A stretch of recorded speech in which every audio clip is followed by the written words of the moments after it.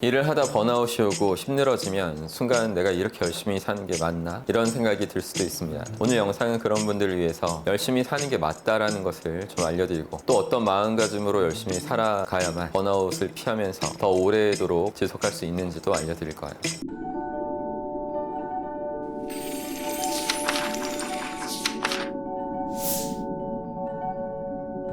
그럼 먼저 여러분이 왜 열심히 살아야 하는가 이 부분에 대한 얘기를 먼저 해보겠습니다. 저는 20대 어느 시점부터는 내가 지치지 않거나 피곤하지 않으면 그건 제대로 한 게 아니다 이런 생각을 하면서 살아왔어요. 정말 스스로를 극한으로 몰고 가는 생활을 지속해 왔는데 이렇게 하는 게 저의 진정한 힘을 제대로 된 진짜 힘을 발휘할 수 있다는 그 유일한 방법이라는 것을 알고 있었기 때문이에요. 여러분이 영웅으로 기억하고 알고 있는 사람들의 이야기를 자세히 보면 그 사람들은 스스로를 극한의 상으로 내몰고 그 상황에서 자신의 진짜 잠재력을 끌어냈던 사람들이라는 것을 알 수 있습니다. 근데 반대로 편안한 생활만을 쫓으면서 자신을 한계까지 몰아가 본 적이 없는 사람들은 평생 자신의 진정한 힘을 알지 못하고 죽는 거예요. 많은 사람들이 편안한 삶을 추구하는데 조금만 더 깊이 생각해보면 편안한 것만이 최고가 아니라는 것을 금방 아시게 될 겁니다. 여러분은 편하게 있으려고 태어난 게 아니에요. 상상해보면 관에 누워있는 것보다 더 편안한 건 없을 텐데 관에 들어가서 평생 살아가라 하면 또 그건 싫게 느껴질 겁니다. 편안한 삶이라는 건 듣기에는 좋아 보이는데 실상은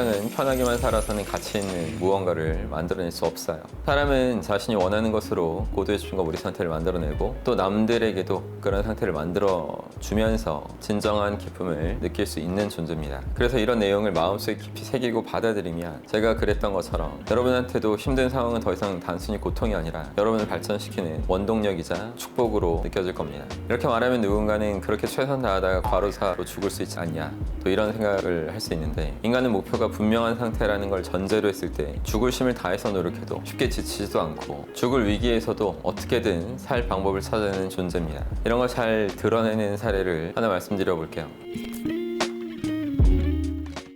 1995년에 보스니아에서 내전이 한창일 때 미 공군 소속의 오그레디 대위라는 사람이 전투기를 타고 가다가 미사일에 격추당해서 땅으로 떨어진 일이 있었어요. 떨어지고 난 뒤에 적을 피해서 도망치고 생존하면서 죽을 위기를 매번 넘겨야 했는데 이때 그는 머릿속에서 두 가지 이야기를 생각했다고 해요. 첫 번째는 물이랑 음식 없이 8일 동안 애리조나 사막에서 살아남아야 했던 남자의 이야기인데 그 남자는 8일 동안 체중이 25%나 빠졌고 물을 못 마셔서 혈액의 농도가 짙어져서 상처를 입어도 피가 나지 않을 정도였다고 합니다. 그런 상황 속에서 살아남아야겠다는 그 의지 하나만으로 생존에 성공했다는 이야기였어요. 두 번째는 비행을 하다가 엔진이 꺼져서 얼어붙은 호수 위로 불시착을 했던 민간 조종사의 이야기였는데 이 조종사는 다치지도 않았고 저 멀리에 나무가 우거진 숲도 보여서 음식을 찾을 가능성도 있는 상태였습니다. 근데 호수를 절반쯤 건너다가 저 숲에 도착해도 뭘 만날지도 모르는데 그냥 가지 말자 이런 생각을 하면서 희망을 스스로 포기하고 비행기 돌아와서 시가 한 대 피우고 권총권에서 본인 머리에 쐈다고 해요. 그리고 24시간도 안 지나서 구조팀이 그 조종사의 시체를 발견했었죠. 오그레디 대위는 이 두 가지 이야기를 떠올리면서 자신은 두 번째 이야기의 주인공이 절대 되지 않겠다는 생각했고 자신 살아가는 이유를 더 명확히 했을 겁니다. 결국엔 끝까지 삶의 의지를 잃지 않고 숲에서 나뭇잎이랑 개미를 먹으면서 빗물도 받아 마셔가면서 버틴 끝에 구조될 수 있었죠. 이런 식으로 인간은 무의식의 목표가 분명하게 각인되어 있고 자신이 왜 살아야 되는지를 알고 있다면 아무리 힘든 상황이 있더라도 방법을 찾아내서 더 계속해서 성장할 수 있는 존재입니다. 살아야 하는 분명한 이유와 목표가 있다면 과로사도 절대 있을 수 없는 일이에요. 과로사뿐만 아니라 쇼크사도 이와 같은 맥락으로 한번 생각해 볼 수 있는데 쇼크사는 다양한 원인으로 인해서 갑작스럽게 쇼크 증세를 일으키고 실신해서 사망하는 것을 말합니다. 쇼크사 중에는 팔이 부러져서 사망하는 경우도 있습니다. 근데 중요한 건 팔이 부러진 상황에서 사망하지 않는 사람들도 존재한다는 거죠. 그 차이가 뭔지 알아보면 쇼크사를 하는 진짜 원인은 팔이 부러졌을 때 느끼는 고통이 자신이 사는 삶의 이유와 그 목적, 희망 같은 것보다 더 컸기 때문에 절망감이 생겨서 마음의 끈을 놓아버렸기 때문이라는 걸 알 수 있어요.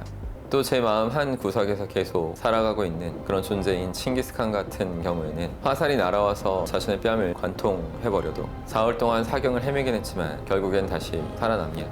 이렇게 할 수 있었던 이유는 칭기스칸이 자신이 살아가야 할 이유를 너무나 분명하고 명확하게 잘 알고 있었기 때문인 겁니다. 살아가야 하는 이유가 너무나 명확했기 때문에 강한 정신력과 의지로 계속해서 생명의 끈을 놓지 않을 수 있었던 거죠. 그리고 또 다른 실화인데 아론 레스턴이라는 사람이 혼자서 등산하다가 좁은 절벽 사이에서 굴러 내려온 바위에 팔이 끼인 적이 있었어요. 완전히 오도 가도 못하는 상황이 됐는데 5일 동안 사람들 그 구조를 기다리면서 자신의 소변까지 마셔가면서 버티다가 결국에는 칼날이 무딘 싸구려 칼로 자신의 팔을 직접 절단해서 그 협곡에서 벗어났고 과다출혈로 사망하기 직전에 구조를 받아서 살아남는 데 성공합니다. 이야기는 영화로 제작됐죠. 127시간이라는 영화로.